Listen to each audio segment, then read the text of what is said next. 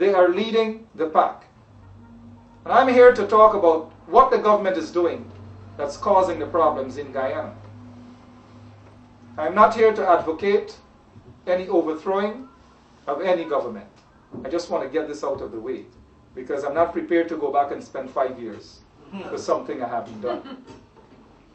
But as we are here, as we are gathered here, I want you to keep in mind that there is a brother who is currently in prison, all because he spoke about peace. And that brother's name is Mr. Oliver Hinkson. So keep him in prayers and let this resolve as quickly as possible so that Oliver Hinkson would not be another Mark Bemschkel. I have become a political prisoner for all these years, not because I have done anything wrong, but because, as Mr. Colin Moore has said, and all of you here, or most of you here, would have known that there was not a bit of evidence, not a piece of evidence against me. But I was locked up because of speaking the truth and exposing the corrupt, racist PPP regime. It is important to note that our presence here is very important. Not for me, not for Mr. Colin Moore. I'm speaking of Colin Moore. Do forgive me. Don't want to put you in that category of Minister Colin Moore, not a cricketer. You will know what he's been doing in Guyana. He doesn't want people to say that he's black. You know? He doesn't accept that. And that's the problem. Many of us don't want to accept who we are. We quickly jumped. In order to look good, we said, no, I am mixed. This body is Indian for me, or this body is Portuguese. You're black. Yes. I am black. You know what I mean? Now, forget about that, Mr. Colin Moore. Say Mr. Colin Moore. But our presence here today is very important. Important because the people back home, they're depending on you. Depending on you, not to send a barrel, not to send a box, not just to send a small piece. Well, you know, of course, they'd want a box, a barrel, or whatever. Right? Yeah, I mustn't think them when I send for a little something. Just help them out. Hand wash hand. Right? I hope my mother is listening. So when I pick up the phone, first, a little small piece. Yeah.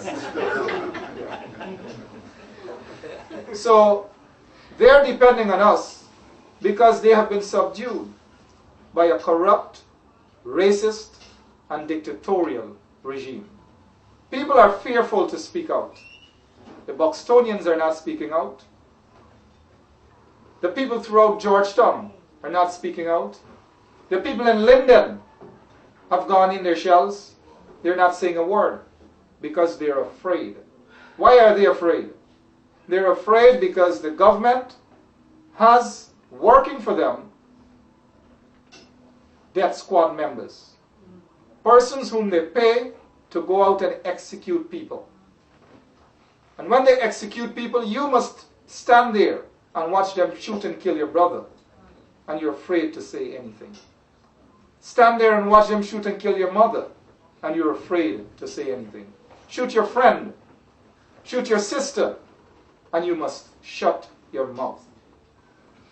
Unfortunately, this is happening mostly to our brothers, our black brothers, and a few of our black sisters who have been slaughtered by goons close to the government, death squad members close to the government. The people of Guyana, that's why I say, they're depending on all of you. They want you to voice your concerns. They want you to talk to your elected officials. Congresswoman Yvette Clarke, Congressman Charlie Rangel, your senators. They want you to voice your concerns about these things. Call up on the radio stations over here. Write to the newspapers. It's your interest. Because God forbid, you can get a phone call and hear either some friend, some relative, or somebody has been slaughtered. Now, we don't want that. So that is why it's important that we play a major part. You all play a major part. Because I'm not living here. I'm residing in the battlefield. I have decided to put on my soldier uniform and be there on the battlefield. Because it is not a selfish thing for me. I know that sacrifices have to be made. And this is the sacrifice that I am making for my country, my countrymen, and my countrywomen by being there. I don't necessarily have to be there. I can be here, working a 9 to 5, making a few dollars, and don't have to worry about death squads coming after me. Don't have to worry about the government jailing me. I don't have to worry about a thing other than working, paying my bills, and taking care of my family. I've had a lot of people asking, why am I going back? What for? We all cannot have that attitude. As Mr. Colin Moore mentioned earlier, our great heroes, guys like Kofi and Damien and those guys, if they had adopted an attitude that they're not going to do anything to fight Massa in order to gain their freedom, well, quite possibly we would have still been in slavery. Even though I must say that there is a modern day slavery that's going on in Guyana. Why I say that? The banks are all owned by one ethnic group. Blacks cannot acquire loans from the bank unless you're part of this network. You cannot get jobs. If a young black man goes to the bank for a loan, or a woman, they're rejected. So what is there for a black boy or a black girl to do? Absolutely nothing. Well, I say, and I stress on the word absolutely nothing, but I want you all to think deep within your mind that there is something our brothers and sisters can do back in Guyana. And that is going back to the land, to farm. So if you have relatives back home, let them get a piece of land on the Seuss Dike. If they're from the Quarantine, as Mr. Moore's family are from, his family is from, I have a lot of relatives out on the Quarantine too. Encourage them to plant coconuts. Plant large scale of planting. We're not talking about just a kitchen garden with shallots and these things. Large scale of planting. Encourage them. Now when we do that, we will become self-sufficient. We won't have to go to our next door neighbor's village to buy a pong of shallot or buy 2 coconuts. We will have those things for ourselves. I have walked the entire country. I have protested throughout the country. I've been dumped in almost every lockups in Guyana. So I know what I'm saying to you. When I go to my brothers, my Indian brothers and sisters, I go to their house. They have in the backyard, belange, tomatoes, shallot, everything they have, pumpkin.